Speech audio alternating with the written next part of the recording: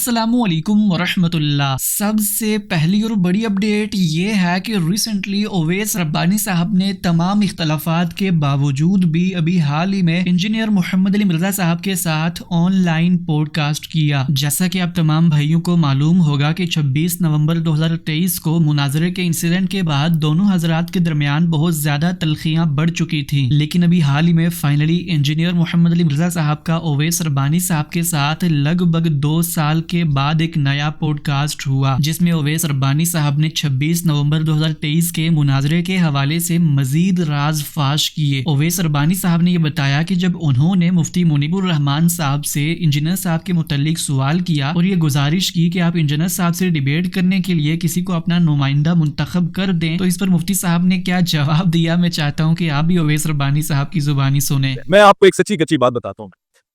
उस वक्त जब कैफियत बनी है कि जी इंजीनियर मोहम्मद अली मिर्जा साहब के साथ गुफ्तगू होने जा रही है, जिस इंप्रेशन में हम थे इतना हम आपको जानते हैं। अब दो कहानी है। मैंने उस वक्त एक खुलेआम पैगाम भिजाया, मुफ्ती मुनीबुर रहमान साहब हो, मैं चंद लोगों के नाम लूंगा, चंद के नहीं लूंगा, नहीं आप सब के ले। मैंने यकीन करें ओवैस भाई, हमारी अकेडमी की पॉलिसी चेंज है इस हवाले से कि हम नाम लेके मशहूर नहीं करेंगे। मैंने सिर्फ आपकी कुर्बानी को देखते हुए जलाली साहब का और मुफ्ती मुनीब का नाम लिया। मैं आज आप खुल के नाम ले कि आपको सना हासिल है, नाम ले सकते। अब आपने कह दिया तो मैं चंद नाम ले लेता हूँ। मुनीबुर रहमान साहब के पास पैगाम गया, मुफ्ती मुनीबुर रहमान साहब ने आपका नाम सुना और मुफ्ती मुनीबुर रहमान साहब ने कहा कि ये बला सर नहीं लेनी, ये बला सर नहीं लेनी, ये बला सर नहीं लेनी। अब आप से सुने ना, मैं आपके लिए चुम्मी लाइव चुम्मी मुफ्ती मुनीबुर रहमान के लिए।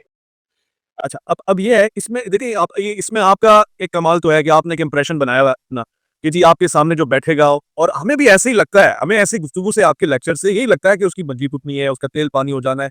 अच्छा, एक मुझे भी अभी याद नहीं आ रहा, एक पगड़ी वाले सैयद है, वो भी लाहौर में कहीं होते हैं, वो आपकी वीडियो के ऊपर वीडियो बनाते हैं, इस वक्त अभी क्लिक नहीं हो रहा उनका नाम, जिन्होंने भी मुनीबुर रहमान साहब की वीडियो बनाई थी और मुफ्ती बसाई साहब, उन्होंने तो बकायदा कॉल पे बात हुई ना जी, सन बेटा के तो मेरे ऊपर कातलाना हमला करवाएगा भाई, सुने ना मुझे, मैं तो इसकी मजम्मत करता हूँ कि कातलाना हमला किसी के ऊपर भी। अब ये सब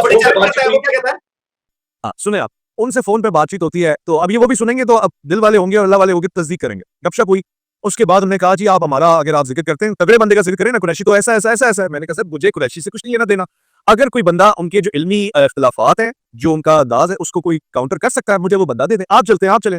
तो कह लेंगे नहीं ये अच्छा है, देखिए लोगों में पॉपुलैरिटी हो रही है, मौके पर हाई लेवल हो गया है बहुत ज़्यादा। मैं इस हवाले से सुनता हूँ, मैं मशवरा लेता हूँ 2-4 लोगों से, लेकिन मेरी एक शर्त है। अब आप ये बहाने सुने, ये शर्त ये है कि मैं तब मुनाजरा करूंगा कि मोहम्मद अली मिर्जा साहब चल के मेरे पास खुद आए। मैं उस पर मैंने कुरल्ला पढ़ ली, वो पढ़ ली मैंने कुरल्ला, कि ऐसे भी मुझे वेब मिले। ये कौन सी शर्त है? वो यहाँ सामने कराते रहे जेलम आके, आपको पता है इतनी दूर से, जब उन पे वो केस बना था तो जेलम तो बड़ी बार आए वो। तो उनके इस शर्तिया लहजे के ऊपर उनको किसी ने कहा कि वैसे रब्बानी से भी नहीं मिलना, ये भी जो है ना मौलाई किस्म का बंदा है। तो मैंने कहा ऐसे लोग वैसे ही दूर रहे, अहले बैत के नाम से अगर कोई दूर हो जाता है तो वो रिच ही हो सकता है, वो पाक नहीं हो सकता। मैं किसी पर्टिकुलर बंदे के लिए नहीं कह रहा, जनरल बात कर रहा हूँ। अच्छा, फिर लाहौर वालों की मेरे पास कॉल्स आई। अच्छा, उनकी एक अलग ड्रामे, वो कॉल आधी रिकॉर्ड करके, यानी गैर अखलाकी हरकतें आप और मैं इस बात से इत्तेफाक करते हैं, कोई कॉल रिकॉर्ड नहीं हो तो बंदे को पता होना चाहिए कि मेरी कॉल रिकॉर्ड हो रही है, ये उसकी इजाजत नामा जरूरी होता है। बिल्कुल ज़ाती कॉल काट के उनका सारा हदफ जो है ना, वो पिंडी वाला मौलवी यानी कुरैशी साहब, कि हमने इसको डिस्पैरेज करना है, इसको बदनाम करना है, उनको कोई गर्ज नहीं है कि क्या हो रहा है, पार्टी किधर जा रही। लो जी, उन्होंने भी बड़ा मायूस किया और 2-4 अहले हदीस ने राब्ता किया, बड़े अच्छे लोग थे, मैं इसकी तारीफ करता हूँ, लेकिन शर्तें शुरूतें ऐसी रख दी जिससे महसूस ये होता है कि जी मोहम्मद अली मिर्जा खा जाएगा उनको जिंदा, और अगर वो गलती से बैठ गए तो हमेशा के लिए वो फिरका निस्तो नाबूद हो जाएगा, तनो मनो होती तदे दफन हो जाएगा। इसी प्रोग्राम के दौरान इंजीनियर साहब ने यह भी बताया कि उनकी गिरफ्तारी के बाद उनके जिन स्टूडेंट्स पर 295C के तहत FIR कटवाई गई थी, इंजीनियर साहब उनको भी लीगल सपोर्ट प्रोवाइड कर रहे हैं। और इसी के साथ फाइनली इंजीनियर साहब ने ये चीज भी क्लैरिफाई कर दी कि उन्होंने अपनी लीगल टीम की फीस कोई चंदा लेकर पे नहीं की, बल्कि उनके घर वालों ने बाकायदा उसका इंतजाम किया था। अलबत्ता जो हमारे स्टूडेंट्स के साथ कोई बुरा सलूक करेगा तो हम कानूनी रास्ता जरूर इख्तियार करेंगे। मेरी गैर मौजूदगी में मेरे 2 स्टूडेंट्स के ऊपर इन्होंने तौहीन मजहब की दफात कटवाई, एक पे 298A, एक पे 295C। अल्हम्दुलिल्लाह 298A वाले की जमानत हो चुकी है और चंद दिनों में 295C वाले की भी इंशाल्लाह जमानत हो जाएगी।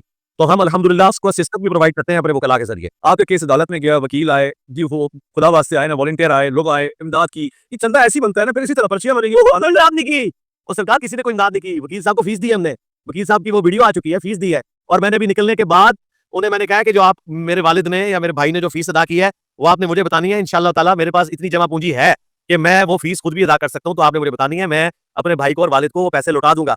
हमने बाहर किसी से 1 रुपया नहीं लिया। अलबत्ता कई लोगों ने वकील साहब को ऑफर की कि हमारी आधी पेंशन ले लें, جو ہمیں اکٹھے پیسے ملے ہیں, کسی نے کچھ آفر دی. تو ہمارے جو وکیل صاحب ہیں وہ بھی ہمارے اسٹوڈنٹ ہیں. خادم رضوی صاحب کے 2017 کے دھرنوں میں وہ اسٹیج کے اوپر تقریر کرتے تھے فیض آباد میں, اور آج ہمارے وہ وکیل ہیں اللہ کے فضل سے. تو وہ وکیل بھی ہم نے ارن کیا ہے اس دعوت کی برکت سے, اہل بیت کی محبت, اور وہ بھی اہل بیت کی محبت کی وجہ سے چینج ہوا ہے, محبت کی وجہ سے. تو اللہ کا شکر ہے کوئی چندہ نہیں لیا, اللہ کے فضل سے بے فکر ہے, چندہ کوئی نہیں لیا. نیکسٹ اپڈیٹ یہ ہے کہ ریسنٹلی مفتی طارق مسعود صاحب سے انجینئر صاحب کے متعلق یہ سوال کیا گیا کہ انجینئر صاحب یہ فرماتے ہیں کہ امام ابو حنیفہ علیہ رحمہ کے نزدیک نبی علیہ السلام کے والدین کافر تھے, تو اس کے حوالے سے آپ کی کیا رائے ہے؟ تو اس پر مفتی صاحب نے بڑی وضاحت کے ساتھ اپنا جواب دیا. میں چاہتا ہوں کہ آپ بھی میرے ساتھ ان کی یہ ویڈیو ضرور دیکھیں. انجینئر علی مرزا نے کہا کہ امام حنیفہ آپ کے ماں باپ کو مسلمان نہیں مانتے تھے, آپ صلی اللہ علیہ وسلم کے ماں باپ کو مسلمان نہیں مانتے تھے. قطع نظر اس کے کہ امام ابو حنیفہ کی طرف اس بات کی نسبت درست ہے یا نہیں ہے, میرا سوال یہ ہے کہ اگر کوئی نبی صلی اللہ علیہ وسلم کے والدین کو مسلمان مانتا ہے تو اچھی بات ہے, لیکن اگر کوئی نہیں مانتا تو صحیح مسلم کی حدیث ہے کہ صحیح مسلم میں ہے کہ نبی صلی اللہ علیہ وسلم نے فرمایا کہ میں نے اللہ تعالیٰ سے اجازت مانگی اپنی ماں کی قبر کی زیارت کروں, تو اللہ نے قبر کی زیارت کی اجازت دے دی, دعا کی اجازت نہیں دی. تو صحیح مسلم میں امام مسلم نے اور جتنے بھی حدیث کے راوی ہیں ان سب کو بھی پھر نبی کے ماں باپ کا گستاخ قرار دو کہ انہوں نے یہ روایت نقل کیوں کی ہے. سمجھ رہے ہیں, وہ کہ علماء نے اس کی تعویل کی ہے کہ پھر ایسا ہوا ہے, لیکن بہرحال یہ حدیث تو آ گئی نا. تو اس لیے یہ مسئلہ بھی امت کے درمیان اختلافی ہے. باقی ظاہر ہے نبی سے محبت کا تقاضا یہ ہے کہ ہماری زبان سے یہ لفظ نکلنا بڑا مشکل ہے کہ ہم نبی کے ماں باپ کو غیر مسلم قرار دیں. تو محبت میں اگر کوئی نہ غیر مسلم قرار دے یا کسی کی اپنی تحقیق ہے کہ وہ ان کو مسلم قرار دیتا ہے تو ٹھیک ہے, وہ اپنی تحقیق کو مانے. لیکن اگر امام ابو حنیفہ نے بالفرض ایسا کہا بھی ہے کہ نبی کے والدین مسلم نہیں تھے تو اس میں گستاخی والا کوئی پہلو نہیں ہے, اس میں گستاخی نہیں قرار دی جا سکتی, کس برا بلا نہیں کہا جا سکتا. ابراہیم علیہ السلام نبی کے بعد سب سے بڑا مقام ابراہیم علیہ السلام کا ہے, اور قرآن نے ابراہیم علیہ السلام کے والد کو آزر کو نام بھی لیا اور جگہ جگہ ان کو کافر قرار دیا ہے. خود نبی نے بھی کافر قرار دیا, حالانکہ ہمارے نبی کے لیے سب سے زیادہ قابل احترام شخصیت اگر کوئی تھی تو وہ ابراہیم علیہ السلام تھے, کیونکہ آپ ان کی اولاد میں ملت ابیکم ابراہیم, قرآن بار بار کہتے ہیں اپنے باپ ابراہیم کی ملت کو فالو کرو. وہ کہ ابراہیم علیہ السلام کا درجہ ہمارے نبی سے کم ہے لیکن باقی تمام پیغمبروں میں سب سے زیادہ. تو ہمارے نبی نے ابراہیم علیہ السلام کے والد کو غیر مسلم قرار دیا ہے, تو کیا معاذ اللہ نبی نے ابراہیم علیہ السلام کی گستاخی کی ہے بھائی؟ یا آپ اس بیس پہ معاذ اللہ نبی صلی اللہ علیہ وسلم کی شان میں گستاخی کر سکتے ہیں کہ پیغمبر کے والد کو غیر مسلم قرار دے رہے ہیں؟ حدیث میں آتا ہے کہ ابراہیم علیہ السلام کے والد کو قیامت کے دن لایا جائے گا اور جہنم کی آگ میں ڈالا جائے گا. تو ابراہیم علیہ السلام کہیں گے کہ اے اللہ تو نے مجھے کہا تھا کہ لا تخزنی یوم یبعثون, تو مجھے قیامت میں رسوا نہیں کرے گا, اس سے بڑی کیا رسوائی ہوگی کہ میرے باپ کو آگ میں ڈالا جا رہا ہے. تو اللہ تعالیٰ کیا کہیں گے کہ ابراہیم میں نے ایک مشرک پر جنت کو حرام کر دیا ہے. تو ابراہیم علیہ السلام کے والد کی شکل کو تبدیل کیا جائے گا تاکہ ابراہیم علیہ السلام کو تکلیف نہ ہو, اور پھر ان کو آگ میں ڈالا جائے گا. اللہ ہم سب کو اس آگ سے بچائے. تو اسلام میں عمل پر مدار ہے, عمل پر. ابو لہب بھی تو نبی کا سگا چچا تھا کہ نہیں تھا؟ قرآن کہہ رہے تبت یدا ابی لہب وتب, ابو لہب کے ہاتھ ٹوٹ جائیں, ہلاک ہو جائے وہ. تو یہ تو اسلام کا ایک حسن ہے بھائی, جو ایمان پر پورا اترے گا وہ جنت میں, جو ایمان کے معیار پہ نہیں اترے گا وہ سب کے لیے قانون ہے. میں نہیں کہہ رہا کہ نبی کے والدین غیر مسلم تھے, میں تو اس بحث میں پڑتا ہی نہیں, ہمارا کیا منہ ہے کہ ہم اس بارے میں بحث کریں. لیکن بالفرض اگر امام حنیفہ نے کہہ دیا ہے تو اس پہ گستاخی نہیں بنتی, اس پہ گستاخی نہیں بنتی. یہ تو خود حدیث میں اسی طرح نبی کے والد کے بارے میں حدیث میں آتا ہے, وہ بھی مسلم کی حدیث ہے. ایک شخص آیا نبی سے عرض کیا میرے والد کی موت شرک پر ہوئی ہے, شرک پر میری موت ہوئی ہے, تو وہ کہاں ہے؟ آپ نے فرمایا فی النار, آگ میں. جب وہ شخص واپس جانے لگا, آپ نے صحابی واپس جانے لگے, آپ نے ان کو بلایا, فرمایا ادھر آؤ. پھر فرمایا ان ابی و ابا کا فی النار, میرے باپ اور تمہارا باپ دونوں آگ میں ہیں. یہ صحیح حدیث ہے. تو امام مسلم کو بھی آپ گستاخ قرار دو. وہ کہ اس حدیث کی بعض لوگوں نے تعویل کی کہ اس میں باپ سے مراد دادا ہیں یا پردادا ہیں, یا یہ اس وقت جب ان پر ایمان نہیں پیش کیا گیا تھا. وہ تعویلات کا دروازہ کھلا ہوا ہے, کوئی نبی کے بارے میں تعویل کرے تو اچھی بات ہے, نبی کے والدین کے بارے میں. لیکن کیا ان سب کو آپ گستاخ قرار دیں گے جو حدیث جنہوں نے حدیثیں نقل کی ہیں؟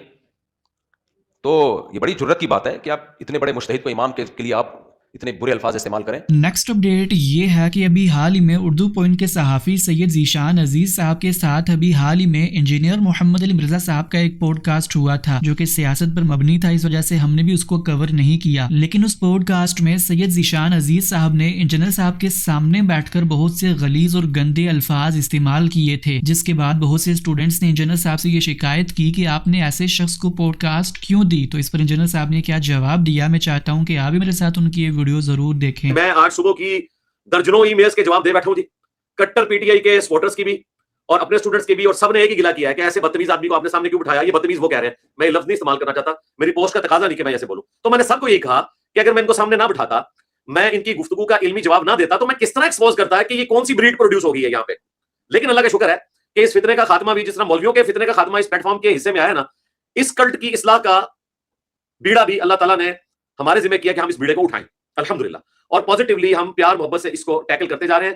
آپ دیکھیں کہ انہوں نے 35 منٹ صرف ایک سوال پہ لگائے ہیں کہ جی آپ کو کسی نے لانچ کیا اور میرے پاس دلیل ہے, اور دلیل انہوں نے نکالی ایک ایسی عجیب طریقے سے, اور اس کو جس طرح پریزنٹ کیا وہ آپ کے سامنے ہے. میں نے کہا سید صاحب مجھے کوئی دلیل پیش کریں, تو دلیل تو انہوں نے جو پیش کی وہ آپ کے سامنے ہے. دلیل انہوں نے یہ پیش کی کہ آپ سوال فیڈ کرتے ہیں.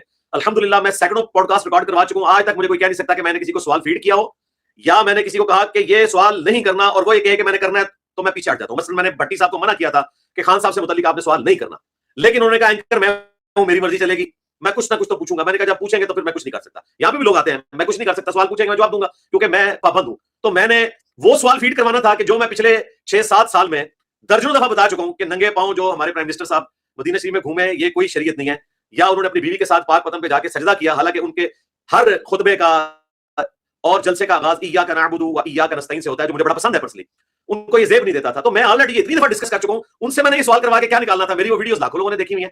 نیکسٹ اپڈیٹ یہ ہے کہ ابھی حال ہی میں ایک لائیو پروگرام کے دوران ساحل ندیم صاحب نے انجینئر محمد علی مرزا صاحب سے ایک شکوہ کیا. انہوں نے یہ فرمایا کہ انجینئر صاحب کو چاہیے تھا کہ رہائی کے بعد تحریک لبیک پاکستان کا دفاع کرتے, کیونکہ ریاست نے ان لوگوں پر بہت ظلم کیا.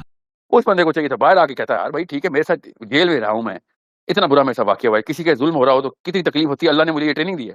آتے ہی آ کے اس کو ٹی ایل پی کے بارے میں بات کرنی چاہیے تھی کہ یار میرے 100 اختلافات صحیح مگر بہت بڑا ظلم ہوا ان کے اوپر. بھائی کون سا ایسا گناہ کیا ہے جس کی سزا میس مرڈر ہوتی ہے, مجھے بھی بتائیں. مگر نہیں, بس وہ جو چیز اپنے آپ کو فائدہ دے رہی ہو اس کو صحیح مان لیں, اور جو چیز اپنے آپ کو نقصان دے رہی ہے اس کو غلط مان لیں. یہ فلاسفی تو اسلام نہیں ہے نا. نیکسٹ اپڈیٹ یہ ہے کہ ریسنٹلی انجینئر صاحب نے اپنے پبلک سیشن کے دوران مفتی حنیف قریشی صاحب کی ابھی حالیہ ان کے خلاف ویڈیو کے حوالے سے تبصرہ کیا. انہوں نے یہ فرمایا کہ مفتی صاحب نے جو ابھی حال میں میرے خلاف ویڈیو بنائی تھی وہ لگتی تو یوں ہے کہ وہ مسجد میں لوگوں سے خطاب کر رہے ہیں, لیکن اصل میں وہ اکیلے کھڑے ہو کر وہاں پر انجینئر صاحب کے خلاف ویڈیو ریکارڈ کروا رہے تھے, جس کا ثبوت یہ ہے کہ ان کی اس ویڈیو میں بعد میں لوگوں کے فوٹوز لگائے گئے. ابھی وہ پنڈی کے اس نے ایک جواب ریکارڈ کروایا ہے میرا, اور وہ اکیلا کھڑے ہو کے اس نے کروایا. پبلک کوئی نہیں ہے سامنے, پبلک کی تصویریں لگائی ہوئی ہیں, کوئی ادھر دیکھ رہا ہے کوئی ادھر دیکھ رہا ہے, تصویریں لگائی ہوئی ہیں. کیونکہ میں ان کو کہتا ہوں نا یار میرا جواب اکیلے بیٹھ کے ریکارڈ کرواتے ہو. تو جمعے کے خطبے میں جب وہ ویسے جمعے کے خطبے میں بولتے ہیں نا تو کیمرہ پیچھے مارا جاتا ہے, ریئل ٹائم بندے آپ کو سنتے ہوئے نظر آ رہے ہوتے ہیں. اب یہ کھڑا وہیں پہ ہوا ہے لیکن سامنے پبلک کوئی نہیں تھی, اکیلا تھا تو یوں کر کے دیکھ رہا ہے, اور بندے سامنے کوئی نہیں ہے. اس کے لیے آپ ذرا نا اس کی ویڈیو کو روک کے نا اس کی اینک جو ہے نا اس میں عکس دیکھے سامنے کا, تو آپ کو پتا چل جائے گا سامنے بندہ کوئی نہیں ہے. لو سامو کتنے جانا ہے دماغ, اور تصویریں تھوڑی تھوڑی دیر بعد. یار کیا مسئلہ ہے, کمرے میں بیٹھ کے بنا لے یار, کیوں بتانا چاہتا ہے؟ لوگ سن رہے ہیں, لوگ سنتے ہیں ان کو جمعے کے خطبوں میں اس لیے کہ جمعہ لوگوں نے پڑھنا ہوتا ہے. نیکسٹ اپڈیٹ یہ ہے کہ ابھی حال ہی میں مفتی یاسر ندیم الواجدی صاحب سے یہ سوال کیا گیا کہ کیا آپ کو لگتا ہے کہ انجینئر محمد علی مرزا صاحب کو سننے کے بعد بہت سے لوگ ملحد ہو چکے ہیں. تو اس پر مفتی صاحب نے یہ فرمایا کہ اس بات کا ان کے پاس کوئی ایویڈنس تو نہیں ہے, البتہ غامدی صاحب کو سننے کے بعد بہت سے لوگ ملحد ہو چکے ہیں. آپ کیا سمجھتے ہیں کہ اس ان کی جو کوششیں ہیں انجینئر محمد علی مرزا صاحب کی, اس سے الحاد کی طرف بھی کوئی راستہ نوجوانوں کا کھل رہا ہے کہ پہلے علماء سے بیزاری, دینی لوگوں سے بیزاری, اس کے بعد مذہب سے بیزاری اور پھر الحاد کی طرف؟ میرے پاس ایسا کوئی کیس فی الحال نہیں ہے جس کی بنیاد پر میں یہ کہہ سکوں کہ انجینئر صاحب سے متاثر کوئی شخص ملحد بھی ہوا ہو. ایسا کوئی کیس کم سے کم میرے علم میں نہیں ہے. یہ پاسبل ہے, اور جب کوئی آدمی روایت سے کٹتا ہے اور کوئی شخص علماء سے دوری اختیار کرتا ہے, بلکہ علماء کو یعنی مذاہب کو وہ علماء کی طرف منسوب کرتا ہے, اور مذہب میں اگر اس کو کوئی خرابی نظر آتی ہے تو وہ کہتا ہے کہ وہ علماء کی وجہ سے ہے, اور پھر مذہب کو اپنے طور سے سمجھنے کی کوشش کرتا ہے, اور اس کے پاس پراپر ٹولز نہیں ہے, پھنستا ہے, اور جب وہ پھنستا ہے تو پھر مذہب ہی سے کا انکار کر دیتا ہے. تو یہ کامن پیٹرن ہے, لیکن میرے پاس اس کا کوئی ثبوت نہیں ہے کہ کوئی شخص الحاد کے راستے پر چلا ہو. ہاں یہ ضرور ہے کہ غامدی صاحب کے بہت سے چیلے ہیں کہ جنہوں نے, یا منکرین حدیث جو پرویزی ہیں یہ بہت بڑی تعداد میں ہے کہ جنہوں نے آخرکار الحاد کا راستہ اختیار کیا, چونکہ ان کو اپنے سوالوں کے جوابات اس ڈسکورس میں نہیں ملے. نیکسٹ اپڈیٹ یہ ہے کہ آخرکار فائنلی حسن الیاس صاحب نے ایون پوڈ کاسٹ کے امان اللہ طارق صاحب کو ایک جھوٹے الزام پر جواب دیا. اب تمام بھائیوں کو معلوم ہوگا کہ کچھ دنوں پہلے ہم نے امان اللہ طارق صاحب کی یہ نیوز کور کی تھی جس میں وہ غامدی صاحب کی طرف یہ بار بار جملہ منسوب کرتے ہیں کہ غامدی صاحب کے نزدیک امریکہ ایک مہذب فاتح ہے. تو اس کے حوالے سے فائنلی حسن الیاس صاحب نے اپنی خاموشی توڑی. جب ہم کہتے ہیں کہ مہذب فاتح تو یہ مقابلتاً کہا جا رہا ہوتا ہے, یعنی ماضی کے اندر جو لوگ فتوحات کرتے تھے ان کے ساتھ بیٹھ کر, آپ تیمور لنگ کے ساتھ بیٹھ کر, اسکندر اعظم کے ساتھ بیٹھ کر, اور تیتوس رومی کے ساتھ بیٹھ کر یہ گفتگو نہیں کرتے تھے کہ جی جنیوا کنونشن کے تحت ہمارے قیدی آپ چھوڑ دیں, یا انٹرنیشنل لا کے تحت آپ کو قبضہ یہاں پر نہیں ہو سکتا لہٰذا آپ روم کی سلطنت سے باہر چلے جائیں. تو یہ نہیں ہو سکتا تھا. یا آپ یہ کہیں کہ جی ہم فیصلہ کریں گے, یہ تو یہاں پر ہماری اکثریت ہمارے مذہب رنگ نسل کے لوگ ہیں لہٰذا آپ ہمیں حق خود ارادی, یہ بحث ہی نہیں ہو سکتی تھی, یہ سوال ہی نہیں اٹھایا جا سکتا تھا. تو یہ ان لوگوں نے خود طے کیا کہ ہم آپس میں یہ نارمز طے کرتے ہیں تاکہ اتنی بڑی عالمی جنگ خود قوتوں کے مابین ہوئی تو اس میں سروائیول نہیں ہو سکتا, دنیا آگے نہیں بڑھ سکتی. یہ انہوں نے طے کیا. اس بات کو इसके इस पस मंजर से काटें और काट कर आप ये कहें कि फलां साहब ने कहा है जी अमेरिका और बरतानिया और फ्रांस और जर्मनी और ये जो है ये तो दुनिया के मुअज़्ज़ब तरीन फाते हैं और इनका कोई सानी नज़ीर दुनिया में गुजरा नहीं, तो ये बात तो किसी ने नहीं कही। मुकाबलतन बताया है, मुआजना करके बताया है कि ये तब्दीलियाँ वाक़ हो गई। और तब्दीली का सबसे बड़ा ज़हूर कैसे हुआ?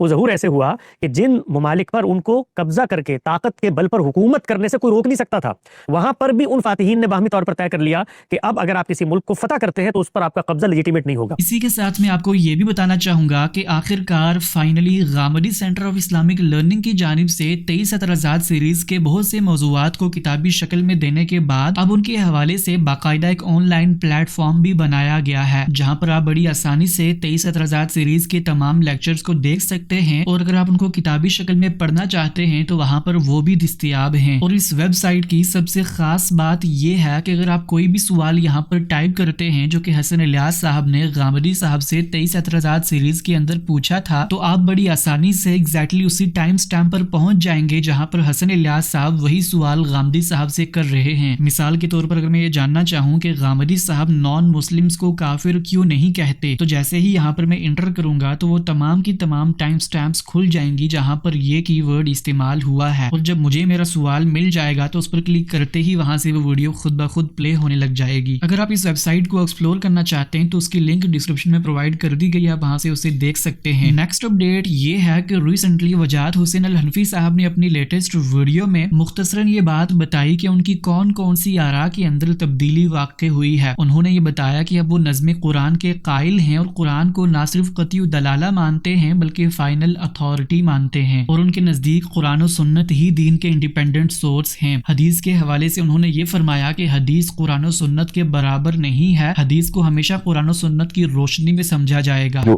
पहली तब्दीली जो मेरे अंदर वाक़ हुई है वो कुरान मजीद को लेकर है कि अब मैं कुरान मजीद को मुंतशिर फैला हुआ कलाम नहीं समझता, बल्कि मैं नज़्म कुरान का कायल हूँ और कुरान को एक मरबूत कलाम मानता हूँ। और इस चीज़ का कि कुरान कतई दलाला है, जिसका अल्टीमेट नतीजा निकलता है कि मैं अब इसका कायल नहीं हूँ कि कुरान की मल्टीपल तफसीर हैं और वो सब की सब एक ही टाइम पे वैलिड होती हैं और हम महफिल देख के जो है ना अपनी तफसीरों को बदलते हैं।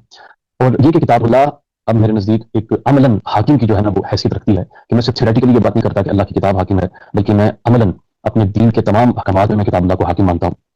और इसके साथ साथ जो सुन्नत मुस्तफ़ा करीम सल्लल्लाहु अलैहि वसल्लम से हम तक पहुंची है, मैं उसको भी दीन का मुस्तकिल माखज़ मानता हूँ। कुरान से जुड़ा है और वो मुस्तकिल माखज़ है। तो कुरान और सुन्नत ये मेरे लिए एक हाकिम का दर्जा रखते हैं। इसके बाद आती है हदीस। नबी करीम सल्लल्लाहु अलैहि वसल्लम की तरफ जो अक़वाल मंसूब हमें मिलते हैं रावियों की तरफ से, मैं हदीस को कुरान और सुन्नत के बराबर नहीं समझता, ना उसके ऊपर समझता हूँ, बल्कि मैं कुरान और सुन्नत के तहत रख के हदीस को देखता हूँ। और इसमें आखिरी चीज़ मैं ये बताना चाहूँगा कि जो अहले बैत अलैहिस्सलाम के हवाले से जो तारीखी मामलात हमारे सामने आते हैं, उसके ऊपर जो मेरी हमेशा से पोजीशन रही है, अब भी मेरी वही पोजीशन है, उसके अंदर कोई रद्द-बदल जो है ना वो नहीं हुआ। नेक्स्ट अपडेट ये है कि अभी हाल ही में हसन अल-अयारी साहब और पास्टर संजील रोबिन साहब के माबेन एक मुनाजरा हुआ, जहां पर हसन अल-अयारी साहब हस्बे मामूल इस्लाम की नुमाइंदगी कर रहे थे और पास्टर संजील रोबिन एक मसीही थे। जहां पर मसीही मुनाजिर का दावा ये था कि अगर जन्नत में जाना है तो मसीही बनकर ही जाया जा सकता है। और मजीद ये कि उन्होंने ये भी दावा किया कि खुद इस्लाम के आखिरी पैगम्बर नबी इस्लाम ने ये फरमाया है कि मैं किसी को जन्नत में लेकर नहीं जा सकता। यूनस आयत नंबर 108, मैं तुम्हारा जिम्मेदार नहीं। पैगंबरे इस्लाम कह रहे हैं मुसलमानों मैं तुम्हारा जिम्मेदार नहीं। सूरा अल गाशिया आयत नंबर 22, कह दो कि मैं तुम्हारा दरोगा नहीं। पैगंबरे इस्लाम मुसलमानों को ये कह रहे हैं कि मैं तुम्हारा रखवाला नहीं, दरोगा नहीं।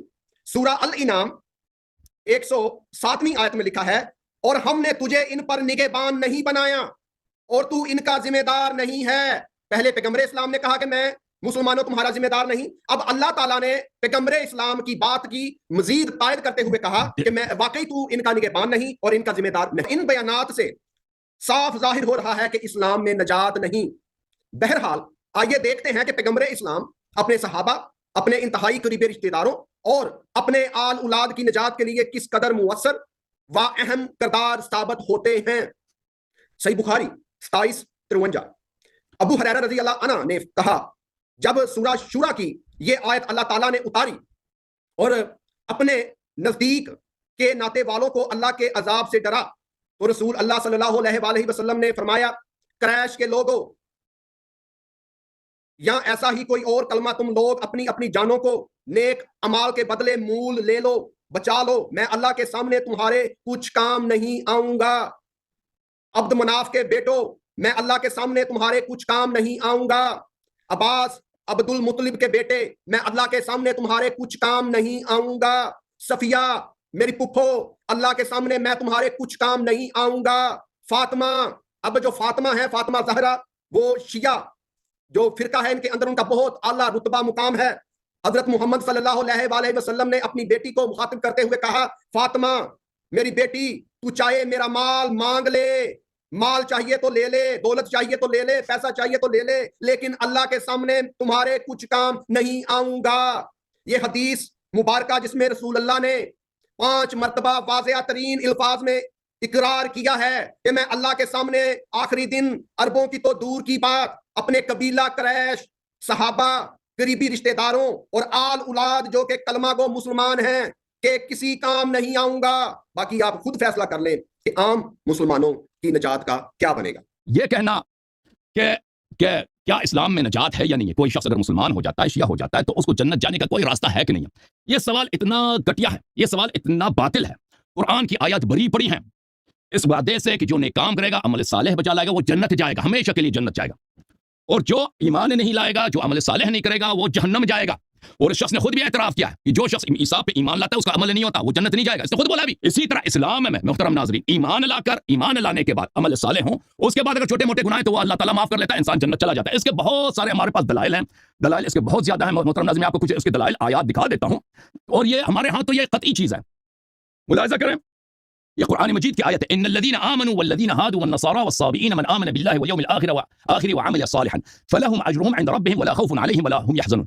جو لوگ ایمان لائے, یعنی جو مشرک تھے مسلمان ہو گئے, اور جو یہودی ہیں اور نصرانی ہیں, اور جو دین میں صابئین, جو سمجھتے ہیں دین میں داخل ہو گئے, نصرانی, یہودی, اور جو سمجھتے ہیں دین میں داخل ہو گئے, من آمن بالله واليوم الآخر, ان سب میں سے جو اللہ اور رسول اور روز قیامت پر اور امیر المؤمنین علی بن ابی طالب اور ائمہ طاہرین علیہ السلام کی ولایت پہ ایمان لائے, وعمل صالحا, عمل صالح لائے, ان کے لیے اجر ہے, ولا خوف علیہم ولا هم يحزنون, کا نہ خوف ہے نہ کوئی ان کا حزن ہے. اب میں آتا ہوں, آپ نے بخاری کی جو روایت پڑھی ہے نا, وہ ہم پہ حجت نہیں ہے, کیونکہ ہم بخاری پہ ایمان نہیں رکھتے. بخاری آماشیوں کی کتاب نہیں, آپ کو پتہ ہونا چاہیے. بنا بخاری ہمارے نزدیک ایک جھوٹی کتاب ہے. اور آپ نے جو روایت پڑھی ہے کہ صفیہ وغیرہ وہ اس وقت مشرک تھے, وہ لوگ اس وقت مشرک تھے, تو کہ ان کو فرمایا کہ تم لوگ, اگر وہ بخاری والے سے آپ پوچھیں گے, ہماری عقیدہ نہیں, بخاری والوں کا عقیدہ, وہ آپ کو یہ کہیں گے کہ یہ ایمان سے پہلے کی بات ہے, کہ اگر آپ ایمان نہیں لاتے, میرے دین پہ ایمان نہیں لاتے, تو میں آپ کو کوئی مدد نہیں کر سکتا. رسول صلی اللہ علیہ وسلم نے ان سے فرمایا, ٹھیک ہے نا, ان سے یہ فرمایا, یہ نہیں فرمایا کہ اگر تم ایمان لاؤ پھر میں آپ کی مدد نہیں کر سکتا. اگر تم اہل سنت سے پوچھو, ان کا بھی یہی جواب ہوگا, ان پر بھی آپ کو کوئی الزام نہیں بن سکتا, ٹھیک ہے نا, کہ انہوں نے اپنے رشتہ داروں سے کہا ہے کہ بھائی میں تمہاری مدد نہیں کر سکتا. وہ یہی کہیں گے کہ ان کے رشتہ دار اس وقت کافر تھے, اور آپ کا بھی یہی عقیدہ ہے کہ اگر کوئی شخص اللہ پہ ایمان نہیں لاتا, مسیح پہ ایمان نہیں لاتا, تو وہ جنت نہیں جائے گا. تو وہ اسی بات کو کہہ رہا ہے. اچھا, پھر آپ نے حضرت رسول صلی اللہ علیہ وسلم کے والدین کے متعلق کہا کہ والدین رسول صلی اللہ علیہ وسلم جنت میں نہیں ہے, تو یہ شیعوں کا عقیدہ نہیں ہے. شیعوں کا عقیدہ یہ اہل سنت کا عقیدہ ہے. شیعوں کا عقیدہ یہ کہ والدین رسول صلی اللہ علیہ وسلم جنت میں ہیں, اور اس کی احادیث بہت زیادہ, روایات بہت زیادہ ہیں. کتاب میرے ہاتھ میں بحار الانوار ہے, یہاں پر صفحہ نمبر 3 میں, یہاں پر جلد نمبر 15 صفحہ نمبر 3, یہاں پہ احادیث بے شمار ہے. میں اپنا وقت نہیں لیتا, لیکن شیعوں کا آپ کو چاہیے کہ شیعوں کا کوئی حدیث لے کے آؤ کہ والدین رسول صلی اللہ علیہ وسلم جنتی نہیں ہے. ہمارا یہ ہے کہ ان کے والدین وہ جنت کے سرداروں میں سے ہیں, اور وہ اہل بہشت میں سے. اگر آپ اس مکمل ڈیبیٹ کو دیکھنا چاہتے ہیں تو اس کی لنک ڈسکرپشن میں پرووائڈ کر دی گئی ہے, وہاں سے اسے دیکھ سکتے ہیں. یہ تھی آج کی ساری اپڈیٹس. ملتے ہیں اسی طرح کی نئی اپڈیٹس کے ساتھ, تب تک کے لیے اللہ حافظ. السلام علیکم ورحمۃ اللہ.